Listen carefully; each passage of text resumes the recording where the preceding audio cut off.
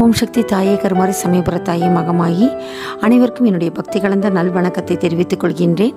ஆயக்கலைகள் 64 ஒன்றில் முக்கியமான கலை தான் ஜோதிடக்கலை.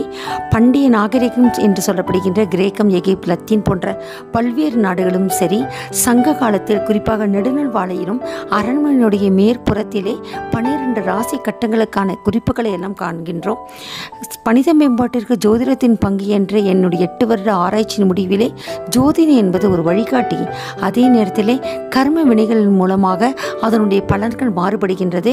ஒரே ராசியில் பிறந்த, ஒரே நட்சத்திரத்தில் பிறந்த இரட்டை பிறவி, ஒரே தாயில் வயிற்றில் பிறந்த அந்த பிறவிகளுக்குள்ளே பல மாறுபாடுகள், பல வேறுபாடுகள் இருக்கின்றன.